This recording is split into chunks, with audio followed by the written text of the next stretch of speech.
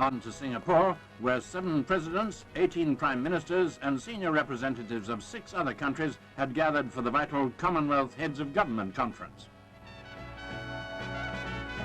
At the conference hall, the flags of the nations fluttered in harmony. Singapore's Prime Minister, Lee Kuan Yew, as host and conference chairman, greeted the delegates.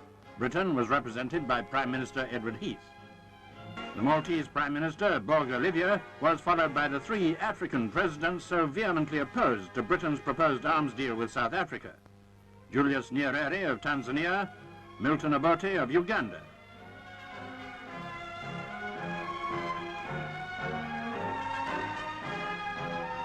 And finally, Kenneth Kaunda of Zambia. The coup took place when we were on a flight from Singapore to Bombay. The first announcement was on the BBC when we were in flight. The members of the Uganda Army and Air Force decided to take over from the civilian role because of the last arrangement which were made by the Dr. Apollo Milton Obote to disarm the all tribe of Uganda except his own tribe Langi and Acholi. And also that is the point which brought all this problem.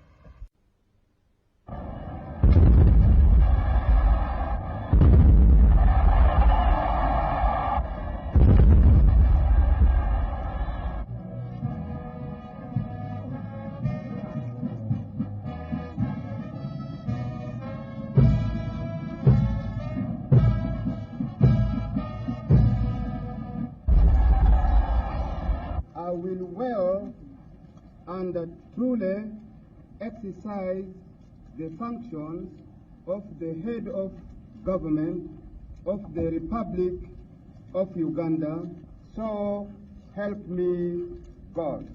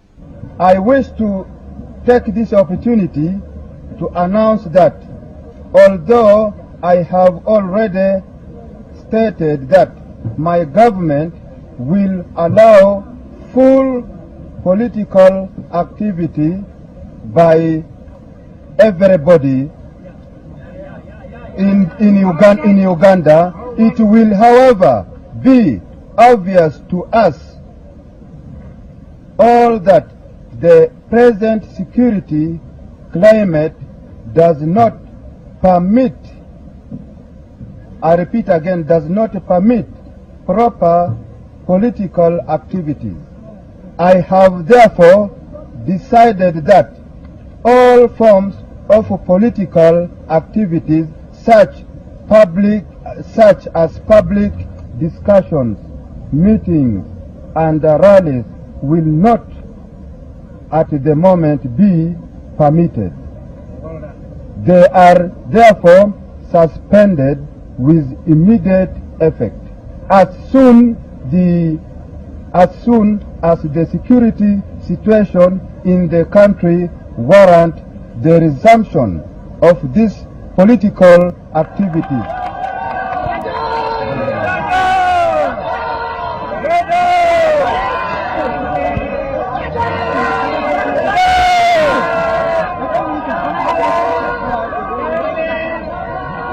Your Excellency, you said that Dr. Obote is still the lawful president of Uganda.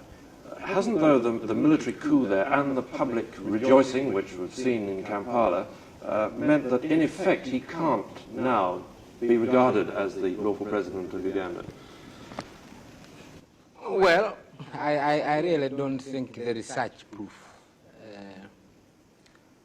The rejoicing in Kampala has not surprised us. I don't know who has been surprised about the rejoicing in Kampala. Kampala is in Uganda. President Obote overthrew the Kabaka of Uganda. President Obote was trying to build the unity of Uganda by removing tribalism. And so the tribalists in Uganda will rejoice if President Obote is overthrown. So this did not surprise us. The army, I think everybody knows, including President Obote's enemies, the army is divided. This is known, that the army is divided in this matter. So why should we take it for granted that the people of Uganda will accept this change? What is the base of this change? I'm not surprised that there was rejoicing in Kampala, but I don't know whether there is still that rejoicing now. There seem to be a lot of people rejoicing. The Uganda perhaps are the majority, are they not? Yes, but where is the other rejoicing? I mean, Uganda does not consist of Kampala. There are stories that Amin has dissolved the local government bodies. Has he dissolved them because they are rejoicing, or because they are not rejoicing? Why? And he has done this throughout the country. Why? Is this because they support him or because they don't support him? What is it? What does it mean? Well, would you like to see Dr. Obote back as president? Are you going to take any specific aims to get him back as president? Dr. Obote is the president of Uganda, who happens for the time being to be in Tanzania. It's been said that Dr. Obote has given you 24 hours as an ultimatum to get out and let him come back. Would it be ever possible that he could come back and take over? Dr. Obote will come back to Uganda as a citizen of Uganda, but not as a president of the Republic of Uganda. My last question here is that I have noticed and a comment on Radio Tanzania last night that Dr. Apollo Milton Obote, on his press statement in Tanzania yesterday evening, on his arrival from Nairobi, he made statement that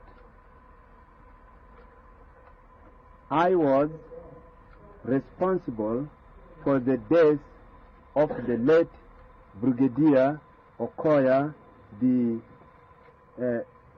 2nd Infantry Brigade Commander, who was shot dead with his wife at Gulu earlier in January last year.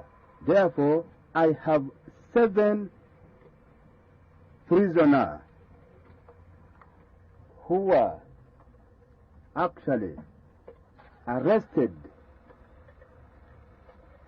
immediately when I was in Cairo and tortured. They are here because I am clean. My heart is very clean. They will explain to you, and you are free to question them if you wish. Although Dr. Obote was accused also of corruption and dictatorship, the mainspring of the army takeover was the threat to this outwardly peaceful country and to their own integrity posed by his special private bodyguard, the so-called protection unit. Housed primarily in a shabby villa near the cabinet office, it was taken over during the weekend fighting, and evidence of communist complicity was revealed for the first time. Every day since then, Ugandan regulars have been breaking open the barred, curtained rooms to find crate after crate of brand new Russian weapons. Pistols by the boxful wrapped in oiled paper for long transit, and each with English instructions. Rifles and automatic weapons were stacked in innocent-looking wardrobes. Mortar bombs and bazooka shells were hoarded ceiling high. None of this was apparently known to the General Staff. Not even the first aid materials stamped in English with their manufacture and origin.